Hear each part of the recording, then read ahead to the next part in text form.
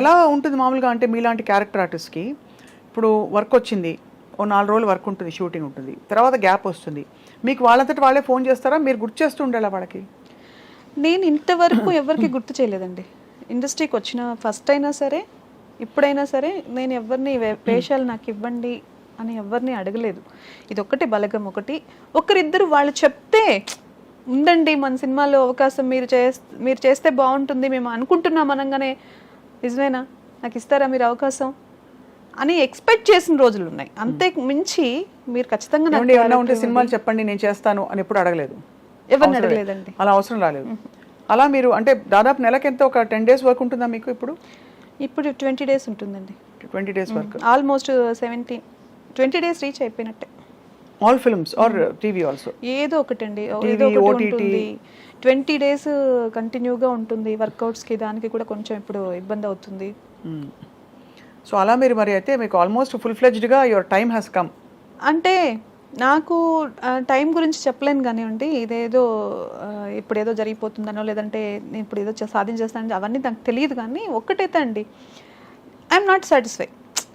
Okay, ఇంకా అనుకున్న steps ఎక్కుతున్నాను, వస్తున్నాయి మంచి అవకాశాలు, నిజంగా గాడ్ గిఫ్ట్ ఒకదాని తర్వాత ఒకటి. హ్యాపీనెస్, నాకు కావాల్సిన హ్యాపీనెస్కి నేను రెడీగా ఉన్నాను, అది తీసుకునే పొజిషన్లోనూ ఉన్నాను, అది నాకు దొరుకుతుంది. కానీ ఇంకా కావాలి, ఇంకా మంచి క్యారెక్టర్స్ చేయాలి, ఇంకా ప్రూవ్ చేసుకోవాలి. ఇంకా బట్ అనుకోకుండా బలగం అనే ఫిల్మ్ చాలా ఎంత రికగ్నిషన్ పొందింది అంటే ఎవరు ఏం అనలేకుండా అయ్యేంత. అంటే కొన్ని సినిమాలు పెద్ద సినిమాలైనా ఇంకా పెద్ద సినిమాలైనా బాగుంది బాగాలేదని మిక్స్డ్ ఒపీనియన్స్ ఉంటాయి. బలగం గురించి మాత్రం రెస్పెక్ట్ అన్నట్టు రెస్పెక్ట్ అండి. అంటే ఆ రెస్పెక్ట్ వచ్చేసింది అందరికీ. మొన్ననే సంగీతం శ్రీనివాసరావు గారు మాట్లాడుతూ కూడా చెప్పారు, చాలా మెచ్చుకున్నారు బలగం లాంటి ఫిల్మ్స్ ఎందుకు మనం ఇంకా కూడా ప్రోత్సహించకూడదని చెప్పి. So after Balagam I think I'm sure me curve graph ఇంకా మరీ ఇంకా మీరు ఎక్స్పెక్ట్ చేయని క్యారెక్టర్స్ వస్తాయని అది నేను కూడా ఎక్స్పెక్ట్ చేస్తున్నానండి. క్యారెక్టర్స్ మంచి క్యారెక్టర్ అంటే ఇప్పుడు ఒక జోన్ నుంచి ఇంకొక జోన్కి వెళ్తేనే నేను ఆర్టిస్ట్గా దగ్గర అవుతాను. అవును, ఇది ఒక్కటే కాదు కదా, అన్నీ చెయ్యాలని నాకు చాలా ఆశ ఉంది. నాకు అలాంటి క్యారెక్టర్స్ అయితే రావాలి. నా ఫుల్ ప్లెజ్డ్గా నేను ఎంత కష్టపడడానికి ఎంత పని చేయడానికి నేను రెడీగా ఉన్నాను. ఇండస్ట్రీలో ఎవరు ఫ్రెండ్స్ రూపలక్ష్మి గారు మీకు? ఇండస్ట్రీలో నిజం చెప్పాలంటే అందరూ బిజీ పర్సన్స్ అండి. ఇక్కడ మనం కలిసినప్పుడు హాయ్ హలో చెప్పుకోవడమే. నాకు చెప్పాను కదా, నేను కంప్లీట్గా ఫ్యామిలీ. నాకు ఇప్పుడిప్పుడే నేను బయట ప్రపంచానికి ఇదయ్యాను కాబట్టి నాకు అంత క్లోజ్ ఫ్రెండ్స్ ఏం లేరండి. కాకపోతే ఇది సక్సెస్లో ఎప్పుడైనా వాళ్ళు కాల్ చేసి మాట్లాడడం తప్ప క్లోజ్ ఫ్రెండ్స్ ఎవరు లేరండి. My dream Anjali me friend నాకు తెలుసు. సూపర్, మనం కలిసాం కదండి బయట. తను చాలా మంచి ఫ్రెండ్. తనే అప్పుడప్పుడు మేము ఏదన్నా ఎప్పుడైనా టైం తీసుకుని ఏదైనా సరదా కాఫీకి దానికన్నా కలుస్తామంటే తను ఒకటే. ఎప్పుడైనా ఫోన్ చేసి అడుగుతుందా, అమలు మంచి వంకాయ కూర కొబ్బరి పచ్చడి చేశాను అంటే తీసుకుని వద్దాం అనుకుంటున్నాను, బాక్స్ అంతేనా? అసలు తను ఎంత హార్టీ అండ్ హార్ట్ఫుల్ అంటే తినవే రావే కనీసం కాఫీ తాగొచ్చు కదా, నేను వెళ్ళేటప్పుడైనా ఫోన్ చేయొచ్చు కదా అంటే. తను మాత్రం మా ఇంటి సైడ్ నుంచి ఎన్నోసార్లు వెళ్తూ ఉంటుంది. 100 సార్లు వెళ్తే ఒకసారి చెప్తుంది. అంతే అని కొన్ని అంతే అడగకూడదు మనం. మీరు ఏం చేస్తారు? What you do to take care of your self Rupalakshmi గారు?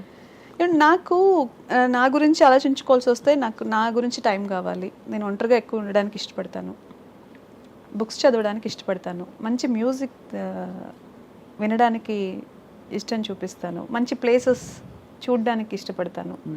ఇవి నాకంతా ఇష్టమైనవి. కేర్ అంటే వీలైనంత ఒక 1 hour 2 hours ఎక్సర్సైజ్లు, మెడిటేషను ఇలాంటివి నాకు ఉపయోగపడతాయి. కానీ టఫ్ జర్నీ అంటే ఒక స్త్రీకి తనకు అభిరుచులు ఏవి ఉన్నా కూడా పిల్లల కోసం ఎస్పెషలీ సవాళ్ళు వచ్చిన కుటుంబ వ్యవస్థల్లో పేరెంట్స్ని పిల్లల్ని దాదాపుగా మీరే పెంచారు. అవునండి, మీరే ఒంటరిగా పెంచి పెద్ద చేసి వాళ్ళని కాలేజీలకు పంపించి ఇప్పుడు మీ టైం మీది అని ప్యాషన్ వెతుక్కుని మీరు బయటకు వచ్చి మీ కెరియర్ని చూసుకోవడం అనేది it's a great inspiration to so many people. ఖచ్చితంగా చేయాలి కదండి. ఇప్పుడు వాళ్ళు నన్నేమీ అడగలేదు మమ్మల్ని కనమ్మా అని, నేనే తీసుకొచ్చాను ఈ ప్రపంచానికి. అవును, వాళ్ళని మంచి లైఫ్ స్టైల్లో ఉంచాల్సిన బాధ్యత కూడా నాదే. ఆ తర్వాత వాళ్ళ ఇష్టం, వాళ్ళకి ఎలా బ్రతకాలనుకుంటే అలా బ్రతుకుతారు. ఇప్పుడు ప్రస్తుతం ఏమేమి సినిమాలు మీరు సైన్ చేస్తున్నారు? శ్రీదేవి మూవీస్ ఒకటి చేస్తున్నానండి, ఇంద్రగంటి మోహన కృష్ణ గారి డైరెక్షన్లో. తర్వాత మన దేవరా చేస్తున్నాను. Waiting for Devara. దేవరా అది కూడా బాగుందండి క్యారెక్టర్. మరి అది ఎట్లా వస్తుందని మనకు తెలియదు. దేవరలో ఏంటో క్యారెక్టర్ మీది? అది చెప్పలేము, అసలు ఉందో లేదో తర్వాత మనకేం తెలియదు కాబట్టి చేశాను. అది క్యారెక్టర్ సజెస్ట్ చేసిందే మన జూనియర్ ఎన్టీఆర్ గారు అని చెప్పారనమాట. ఇదే బలగం చూశాక నాకు అది చాలా నా దీంట్లో కెరియర్లో చాలామంది కాల్ చేశారు, చాలామంది డైరెక్టర్స్ కూడా కాల్ చేసి నాతో మాట్లాడారు, మంచి అప్రిషియేషన్స్ ఇచ్చారు. కానీ డైరెక్ట్గా నేను వెళ్ళగానే హ్యాపీగా అంత పెద్ద హీరో చెప్పడం అనేది బాగా చేశారమ్మా, చాలా బాగా యాక్ట్ చేశారు, సూపర్ అన్నప్పుడు అన్నారా సెట్లో? అయ్యో అన్నారు. చాలా డౌన్ టు ఎర్త్ అండి. అసలు ఎంత గొప్ప వ్యక్తులు మాట్లాడితే చాలా మంచిగా అనిపిస్తుంది. ఆయనతో మాట్లాడినప్పుడు నిజంగా అది నేను ఫీల్ అయ్యాను. ఆయన వ్యక్తిత్వం గురించి చాలా మంది చెప్తూ ఉంటారు. నేను కూడా కలిసినప్పుడు కూడా నాకు down to earth and very knowledgeable. Very knowledgeable అది చెప్పాలి. చాలా అసలు ఏదన్నా ఒక మాట మాట్లాడినా, ఒక సరదాగా ఉన్నా, అంటే అంత నాకు ఆయన గురించి తెలియదు, ఉన్న ఒక 2-3 రోజులు వర్క్ చేసిన రోజుల్లో కూడా ఆయన చాలా డెడికేషన్ అదంతా చాలా ఆయన దగ్గర చాలా నేర్చుకోవచ్చు అనిపించింది. మీ ఫేవరెట్ ఆల్ టైమ్ డైరెక్టర్? తప్పకుండా వీళ్ళతో కలిసి పనిచేయాలని అనుకునేవాడు. రాఘవేంద్రరావు గారు ఇప్పుడు తగ్గించారు, తీయట్లేదు సినిమాలు. మేమే అంటూ ఉంటాం, సార్ తీయండి సార్ సినిమా, మంచి సినిమా. జగదేక్ వీరుడు అతిలోక సుందరి పార్ట్ 2 తీయమని చెప్తుంటాం. రాఘవేంద్రరావు గారేనండి నిజంగా. నేను అప్పుడు బాగా ఇష్టపడే వాళ్ళలో నాకు రాఘవేంద్రరావు గారి సినిమాలు ఆయన ఇవే. ఇప్పుడు అందరితో చాలా మందితో వర్క్ చేయాలని ఉంది. ఎందుకంటే ఒక్కొక్క సినిమాకి వాళ్ళు తీసుకుంటున్న ఇది టేకింగ్ కానివ్వండి, వాళ్ళ స్టైల్ చాలా డిఫరెన్సెస్ ఉన్నాయి. కరెక్ట్. కాబట్టి నాకు అందరితో వర్క్ చేయాలని ఉంటుంది. రాజమౌళి గారు నాకు అవకాశం వస్తే ఇంకా యూనివర్సల్ అసలు ఎవరికి ఉండదు చెప్పండి. అంతే. అది నేను ఏంటంటే నేను ఎక్కువ దేని గురించి ఆలోచించను. అవును, ఎందుకంటే నాకు డిసప్పాయింట్మెంట్ ఇష్టం లేదు. Correct, perfect. ఏది వస్తే అదే గ్రేట్ అనుకుని వెరీ గుడ్ దేవుడా దేవుడా దేవుడా అనుకుంటూ వెళ్ళిపోవడం బెస్ట్. అలా అందువల్ల నాకు ఇష్టం, అదొక కళ. ఇప్పుడు నేను నంది అవార్డు నాకు చాలా ఇష్టం అండి. నా అదృష్టానికి ఇప్పుడు నేను యాక్టింగ్ ఇప్పుడు ఇవ్వట్లేదు కదా, నంది అవార్డ్స్ లేవు మన స్టేట్ ఇది అయిపోయిన తర్వాత అది ఎప్పుడు నాకు మళ్ళీ చదువుతుందో లేదో తెలియదు. ఇప్పుడు ఫిలింఫేర్ ఎవరైనా తీసుకుంటుండే నిజంగా ఎంత కష్టం కదా ఇలాంటి చేసి మనం ఫిలింఫేర్ ఈరోజు నాకు అలా నిజమైంది. అంతే కదా. అలా ఇష్టం వచ్చినప్పుడు హ్యాపీ. అదర్ లాంగ్వేజెస్ చాలా వరకు పెద్దగా నాకు వీళ్ళు తెలియదు కానివ్వండి. పిఎస్ మన బట్ మీ ప్రయత్నంలో మీరు ఉన్నారు, అంటే మీ జర్నీ అలా కొనసాగుతుంది. ఏ లాంగ్వేజ్ వచ్చినా యూర్ ఓపెన్, అంతే కదా. 100% యాక్టర్స్గా నాకు ఏది ఇప్పుడు ఎక్కడ వెళ్ళి వర్క్ చేసినా అదృష్టంతో ఏదో మాకు 6th సెన్స్ చెప్తోంది. తప్పకుండా ఈ అవార్డు తోటి మీరు ఒక చాలా మంచి డీప్ క్యారెక్టర్స్ మీకు వస్తాయని దేవుడు దయ. టచ్ అవ్వాలండి. ఇందాక కళ్ళజోడు పెట్టుకొచ్చారు, ఎందుకు తీసారండి? కొంచెం పెట్టుకోండి, అంత స్టైల్. ఎక్కడ కొన్నారు అది? ఇది దీంట్లో కొన్నానండి, మన ఎయిర్పోర్ట్లో. ఎందుకంటే మీరు నమ్మరు, ఇదే కళ్ళజోడు నేను చూసి కొనుక్కుందాం అనుకున్నా.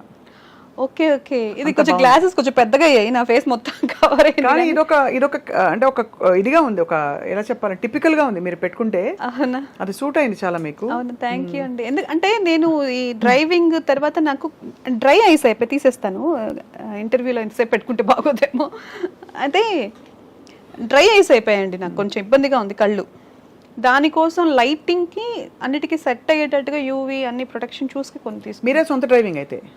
డ్రైవింగ్ నాకు ఇష్టం అండి, ఇప్పుడు చాలా తగ్గించాను. ఎందుకంటే షూటింగ్స్ ఇవన్నీ బిజీ అయిపోవడం వల్ల థింకింగ్ ప్రాసెస్ చాలా ఫాస్ట్ అయిపోయింది. నాకు కూడా డ్రైవింగ్ చాలా ఇష్టం, వేరే వాళ్ళ డ్రైవింగ్, నాది కాదు, నాకు రాదు కాబట్టి. రండి నేను తీసుకెళ్తాను. అయితే మనం ఒకరోజు ఆచెళ్ళి మంచి ఫుడ్స్ ఎక్కడున్నాయి ఇక్కడ?